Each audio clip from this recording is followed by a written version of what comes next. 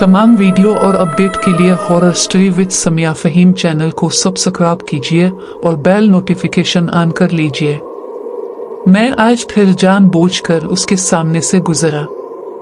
उसने आंखें उठाकर मुझे देखा और जैसे लम्हे भर को ठिठक गई, फिर फौरन नजर चराकर गुजर गई। मेरे होठों पर बेसाख्ता मुस्कुराहट दौड़ गई। ऐसा तो कभी हो ही नहीं सकता था कि मुझ पर किसी की नजर पड़े और वो ठहरे नहीं। जी हाँ, ऐसा ही है।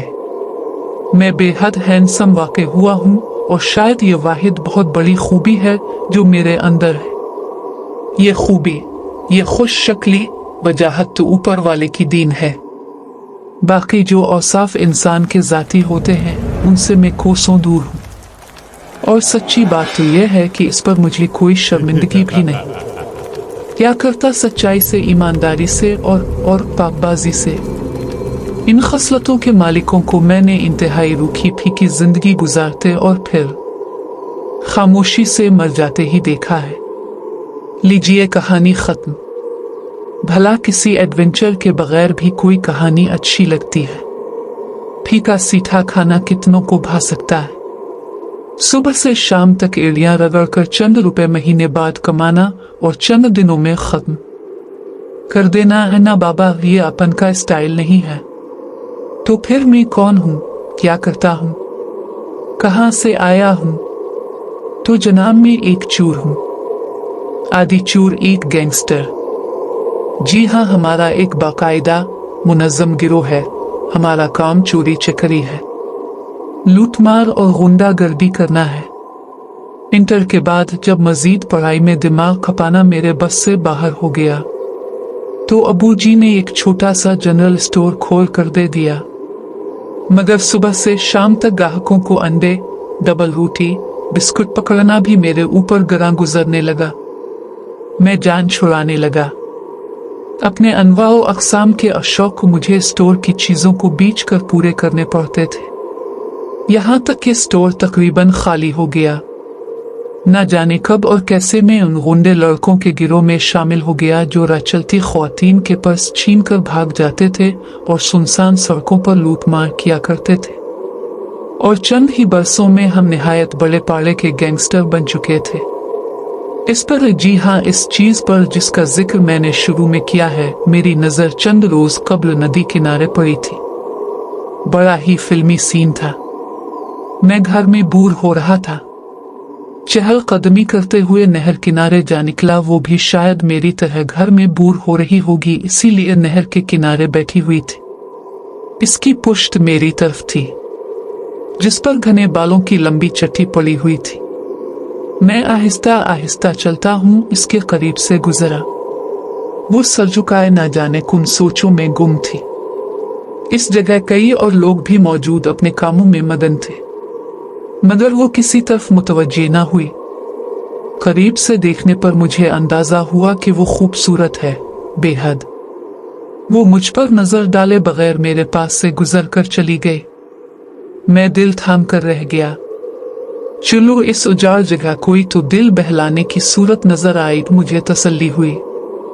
दरअसल इस कस्बे में मुझे आए चंद रोज ही हुए थे। डेरापुर नामी कस्बा इस कदर कदीम था और दूर दराज वाक़ था कि यहाँ टीवी भी बहुत कम घरों में था। लोग शायद अखबार भी कम ही पढ़ते थे। आबादी बहुत कम थी। शाम से ही गलियों में अंधेरा हो जाता और लोग घरों में बंद हो जाते। और मेरे लिए एक रियल सिचुएशन थी, क्योंकि अपने शहर में एक बहुत बड़ी वारदात करने के बाद हम चारों दोस्त रकम आपस में बांटने के बाद, जो कि लाखों में थी, अलग अलग मकामात पर फरार हो गए थे। हम सब ने पन्नी जगहों का इंतखाब किया हो। अलिफ था जो हमारे शहर से बहुत दूर हो, जहाँ टीवी वगैरह की सहूलत कम से कम हो, नून ताकि चीजें इतनी जल्द ना हो सके। मेरे हिस्से में डेरापुर आया था, जो कि डेरापुर साबित हो रहा था। जब शहर में इस वारदात की खबरें ठंडी पड़ जाती तो हम सब ने एक करके अपने घरों को लूट जाना था। अपने घरों में हम सब ने मुख्तलिफ बहाने बनाकर घर वालों को मुतमईन किया हुआ था। हाँ, तो मैं जिक्र कर रहा था इस का जिसको मैंने पहली मर्तबा नदी किनारे देखा था। फिर वो मुझे अक्सर नजर आने लगी। शायद किस्मत मुझ पर यहाँ भी मेहरबान होने वाली है, मैंने खुद से कहा। मुझे तो बस इंतजार था उसकी एक नजर का, बस एक नजर जो वो मुझ पर डालेगी और पत्थर की हो जाएगी। जी हाँ, मैं ऐसा ही हूँ। कुदरत ने मुझको वजाहत बड़ी ही फयाजी से अता की है। मैं रुपया पैसा बेशक लूट मार करके बड़ी ही मेहनत से जान हथेली पर रखकर हासिल करता हूँ, मगर लड़कियों के मामले में मुझको कभी कोई मेहनत नहीं करनी पड़ी। वो खुद मक्खियों की तरह मेरे पीछे चली आती है। डेरापुर आकर तो पहले मैं शदीद बोर हुआ था। ना फिल्म, ना होटल, ना टीवी, किसी और मशगले का तो सवाल ही नहीं था। इस बोसीदा कदीम जगह पर इमारतें भी निहायत पुरानी और कदीम थीं। जिस बिल्डिंग में मैंने किराए पर मुख्तसर तरीन कमरा लिया था वो भी इंतहाई पुरानी थी। सदर दरवाजे पर इमारत की तामीर का साल दर्ज था 1919। वो खुदाया, लकड़ी की सीढ़ियां, रंग बिरंगे शीशे, रात को तो बाकायदा खौफ आने लगता था। खैर, मुझे कौन सा तमामीम उम्र यहाँ रहना था, सिर्फ चंद दिन। और अब तो एक दिलचस्पी हाथ आ गई थी। मैं रोज शाम को बन ठन कर निकलता इस आस पर कि वो नजर आ जाए, और वो अक्सर नजर भी आती। जब से इसने मुझ पर नजर डाली थी, इसके बाद वो मुझे बाकायदा देखने लगी थी, बल्कि इसके होंठों पर मध्यम सी मुस्कुराहट भी नमूदार हो जाती थी। सूरत हाल मेरे लिए बहुत खुशकौन होती जा रही थी, लेकिन अब मैं जल्द अज जल्द अपना मकसद हासिल करना चाह रहा था। इस तरह इस जगह की गलियों में बेवजह फिरना लोगों को शक में मुब्तला कर सकता था। चंद लोगों, जिनमें मेरा मालिक मकान भी शामिल था, मेरे यहाँ आकर रहने की वजह पूछी थी, जो मैंने पहले ही सोच रखी थी।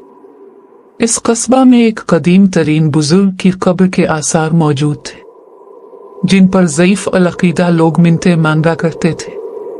मैंने सबसे कहा कि मैं कुछ बीमार हूँ और मिन्नत मांगने आया हूँ। जब तक मुकम्मल तंदुरुस्त नहीं हो जाऊंगा घर वापस नहीं जाऊंगा।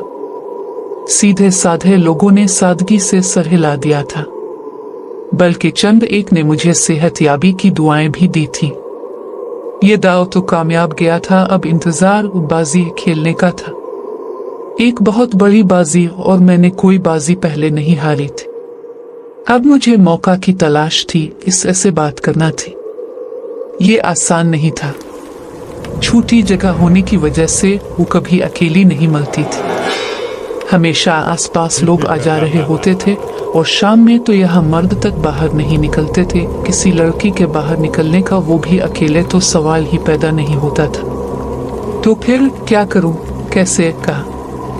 इन सब सवालों में से एक कहा का जवाब मुझे जल्द ही मिल गया। जिस जगह में क़याम पजीर था, इस जगह मेरा मकसद हर गज पूरा नहीं हो सकता था। तंग बिल्डिंग में मेरे कमरे के अलावा लातादाद छोटे कमरे थे, जिनमें खानदान के खानदान आबाद थे। बिल्डिंग का रखवाला तो बाकायदा किसी जालिम सास की तरह मेरे दरवाजे के एन सामने अपनी चारपाई डालकर सोता था। तो फिर अगर वो जान जाए, जो कि वो यकीनन मान जाती, क्योंकि ऐसा कभी नहीं हुआ था कि सामने में हूँ और कोई लड़की इनकार कर देती, ना तो इस जगह कोई होटल है, ना सीमिना, तो फिर आखिर मुझे अपनी मतलूबा जगह नजर आ गई। कस्तूरी मंजिल 1912। जी हाँ, ये इस घर की टूटी फूटी पेशानी पर दर्ज था, जिसको मैं कई दिन से बंद देख रहा था। कस्बे की रिहायशी गलियों से जरा हटकर इस नदी के किनारे, जिस पर मैंने इस हुसैन लड़की को पहली मर्तबा देखा था। इस घर की खिड़कियां और रोशनदान बंद रखते थे, और लकड़ी के बड़े से दाखिली दरवाजे पर बड़ा सा ताला लगा हुआ था। अगर दाखिली दरवाजा बंद कर दिया जाता तो अंदर जाने का कोई और रास्ता नहीं था, यानी मेरी ख्वाहिश के एन मुताबिक। शायद, बल्कि इस घर में यकीनन कोई नहीं रहता था, और मैंने अंदाजा लगाया ये जगह मेरे काम के लिए इंतहाई मुनासिब साबित हो सकती थी।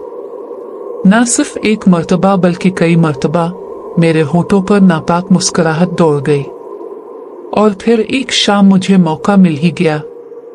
वो रास्ते में मुझे टकरा गई, और किस्मत से इस जगह आसपास कोई नहीं था। सुनो, प्लीज, मैंने जैसे इल्तिजा की। वो मेरी तरफ मुड़ी। शर्म से इसके गाल सुर्ख हो रहे थे। इसने इस बात में सर हिलाया और मैं खुशी से जैसे नाचने लगा। ठीक है, तो फिर रात 12 बजे कल, ठीक है ना, भूलोगी तो नहीं? इसके चेहरे पर मध्यम मुस्कुराहट दौड़ गई। वो तेज तेज कदम उठाती नजरों से ओझल हो गई। इसके जाते ही मेरी मुस्कुराहट के मानी बदल गए। तो बेटा नवाज, मैंने अपने आप दाद दी। तेरा निशाना और खता हो जाए नामुमकिन। दूसरे दिन सुबह से ही मैं रात की तैयारी करने लगा। अपना बेहतरीन जोड़ा निकाला, शैम्पू किया, नहा धोकर तैयार हो गया। आने वाले हुसैन वक्त के ख्याल से मेरे जिस्म में सनसनी दौड़ गई थी। सामने लगे कदीम घड़ियाल ने 11 बजाए। मैंने जूते पहन लिए। जैसे ही चौकीदार ने दूसरी तरफ रुख किया, मैं बाहर निकल आया। गलियां हस्म मामूल सुनसान पड़ी थी, नीम तारीख, मगर मुझ जैसे इंसानों को तारीकी से किया खौफ। हमारे लिए तो अंधेरे इंतहाई साजगार साबित होते हैं। मैं तेजी से मगर बे आवाज कदम उठाता रास्ते पर जा रहा था। कहीं कहीं से कुत्तों के भौंकने की आवाज आती तो खामोशी चंद लम्हों को टूट जाती। थोड़ी देर में नदी और कस्तूरी मंजिल के आसार दिखने लगे। कस्तूरी मंजिल की बंद बालकोनी इस तरह डिजाइन की गई थी, अगर इसमें झांका जाता तो नदी का खूबसूरत मंजर दिखाई देता होगा, मगर इस वक्त कोई और खूबसूरती मुझे अपनी तरफ मुतवज्जे नहीं कर रही थी। अगर वो ना आई, एक ख्याल मेरे जहन में आया और मेरा दिल डूब गया। नहीं नहीं, वो जरूर आएगी, और मैंने खुद को तसल्ली दी। इसकी आंखों में छुपे हाँ को मैंने पहचान लिया था। बंद ताला मास्टर की उसे खोलने में मुझे चंद मिनट लगे। जेब से टार्च निकालकर मैंने जलाई और अंदर दाखिल हो गया, मगर उसको कैसे मालूम होगा कि मैं अंदर पहुंच गया हूं? मेरे जहन में सवाल पैदा हुआ। मैंने घड़ी में टाइम देखा, 11:30 बज रहे थे। चलो अंदर पहुंचकर कोई तो मुनासिब जगह तो तलाश करूं। मेरे अंदर जैसे गिदगी होने लगी। उफ, कस्तूरी मंजिल कितनी भयानक है, ये मैंने सोचा। कदीम अंदाज के तन कमरे, बरामदे, लकड़ी की खिड़कियां, जीने, मगर बिल्कुल खाली और मिट्टी में अटा हुआ। शायद बरसों से ये जगह खाली पड़ी है। यहाँ तो कोई नहीं है, ये मैंने सोचा। वो अभी तक नहीं आई थी। मैं इमारत के और अंदर दाखिल हुआ। उफ, ये कहा। इमारत के अकबी हिस्से में एक बड़ा तालाब मौजूद था। इंतहाई साल खिज़रदा, बहुत पुरानी वजह का ऐसा तालाब तो मैंने सिर्फ पुरानी और ड्रोनी फिल्मों में देखा था। इसमें पानी का तो नामो निशान न था, बल्कि वो ऊपर तक काई से भरा हुआ था, जो कि इस वक्त चांद की भरपूर रोशनी में सिया दिखाई दे रही थी। डर से दौर का वास्ता भी न होने के बावजूद एक अजीब खौफ की लहर मेरी रीढ़ की हड्डी में दौड़ गई।